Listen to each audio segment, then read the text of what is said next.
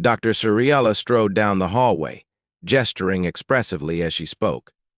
As the attending physician, it was her responsibility to guide that year's cohort of medical students.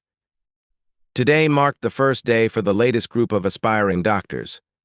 As was tradition, Dr. Suriella began with a tour of the hospital's facilities. The medical station wasn't as advanced as those found in the Federation's core systems, but its position in Zadha space made it the nearest Type 1 trauma center to the war zone. This posting wasn't for students seeking an easy residency. The relentless influx of casualties from even minor skirmishes tested their endurance. Many couldn't withstand the unrelenting pressure.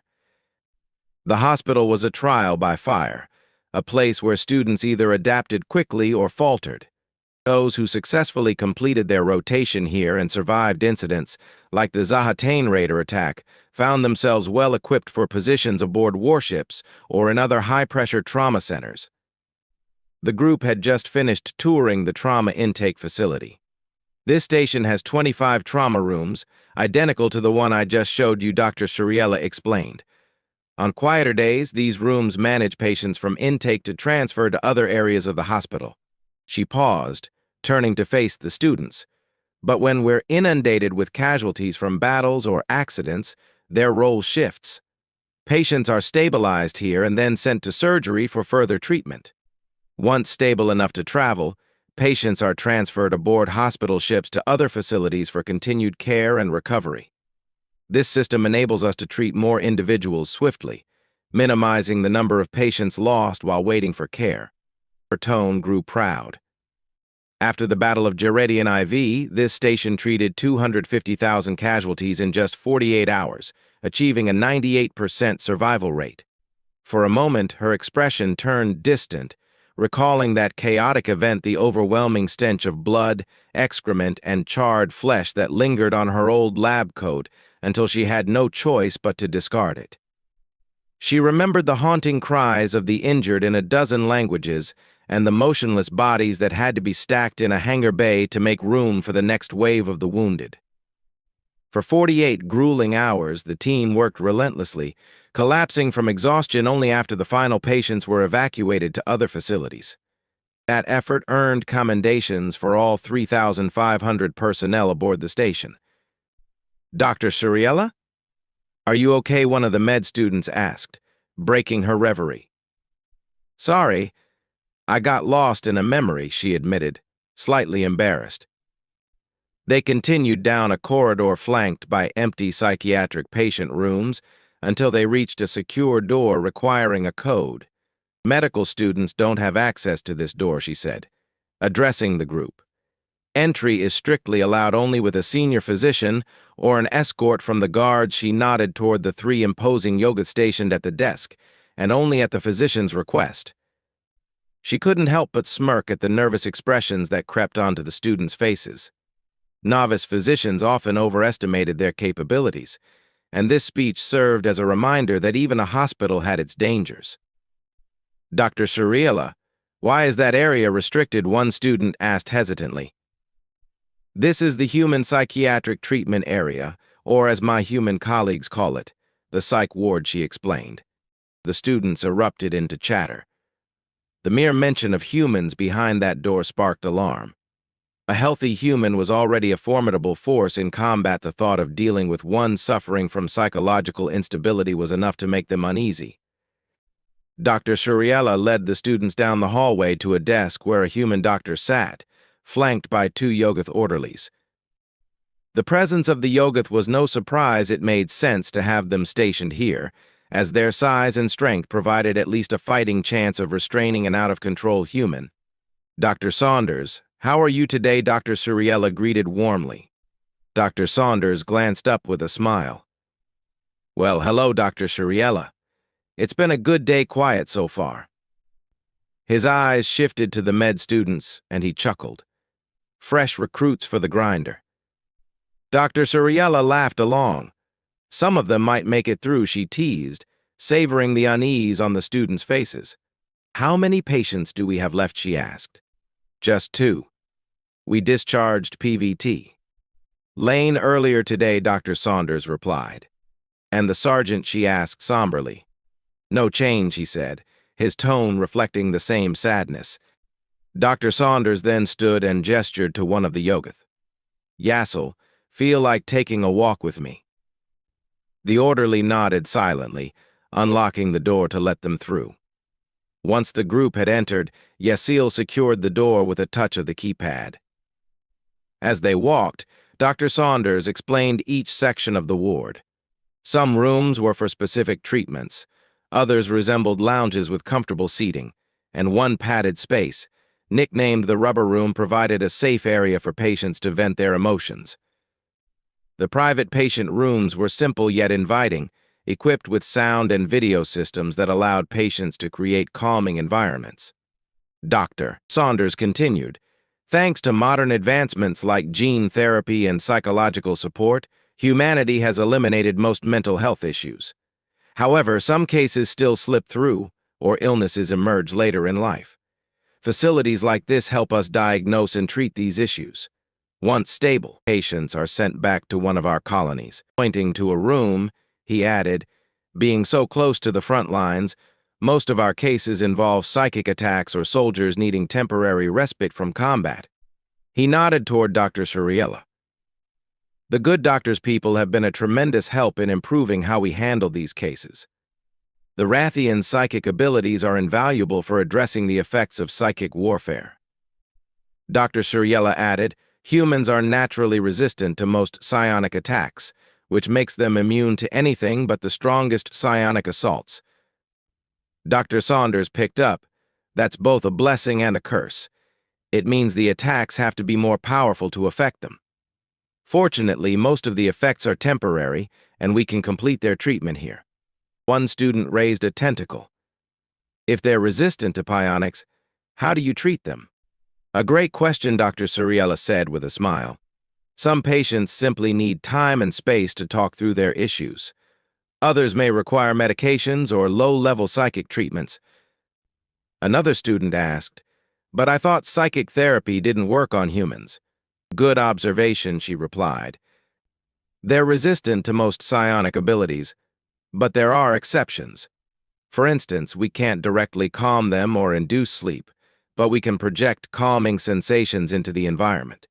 We create a feeling of peace, like being in a serene garden or a spiritual place. That's what the two patients we're treating now are here for, Dr. Saunders added.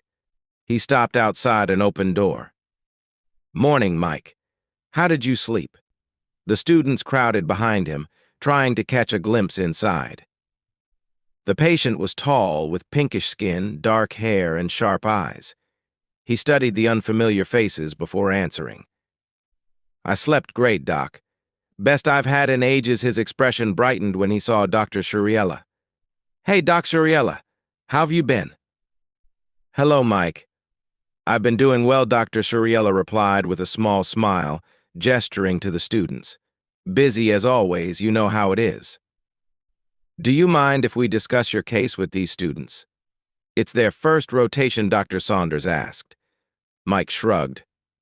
Sure, docs. Dr. Saunders began to explain post-traumatic stress disorder PTSD, detailing its triggers and symptoms. Turning to Mike, he said, Mike here has an acute case, but he's made significant progress over the past few weeks. Feel like sharing with them, Mike? No pressure if you're not ready, Dr. Suriella said gently. Mike's gaze grew distant for a moment before he nodded. I'll try, Doc looking past the group. He noticed Yassel. Hey, Yassel, can you stand by me? The Yogath stepped into the room, exchanged a firm handshake with Mike, and stood beside him. Noticing the student's apprehensive expressions, Mike explained, one of my closest battle buddies was a Yogath. He always had my back. Having Yassel here makes me feel safer talking about this. Turning back to the doctors, Mike asked, censored or uncensored, Doc? All of it, Dr. Suriella said firmly. They need to hear it. Mike began, I'm infantry, 325th Legion Federation Army. We're the grunts, no fancy titles or glory like the pilots or mech teams. We get the dirty jobs, but we get them done.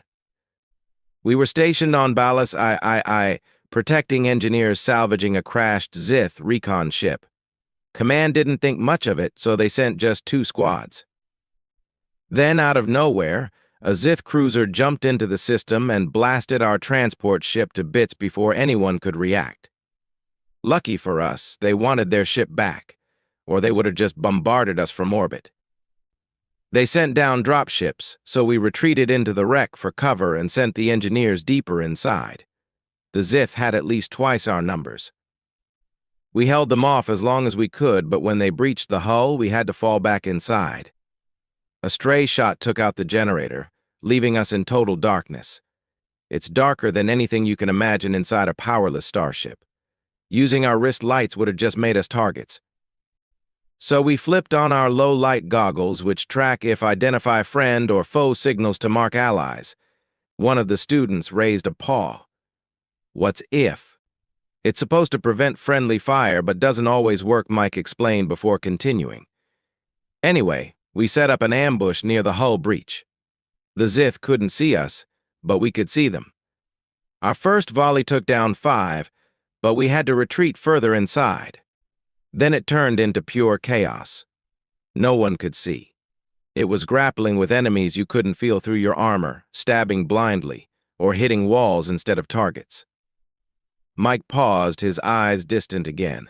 Yassel placed a reassuring hand on his shoulder, and Mike shuddered slightly, refocusing. "I'm fine, Doc," he said when Dr. Saunders asked if he needed a break. "I can finish." I don't know how long the fighting lasted. It felt endless. Then someone dropped a grenade, no idea who. It hit the Zith I was fighting, but the blast threw me into a wall. When I woke up, my suit alarm was blaring about a breach, but I couldn't even see to patch it. In my panic, I forgot ballast. I had a breathable atmosphere, just thin and cold. Eventually, the lights came back on and medics arrived. The corridors were littered with bodies, Zith and Federation soldiers tangled together. Some engineers had even joined the fight with improvised weapons. They held the line but didn't survive.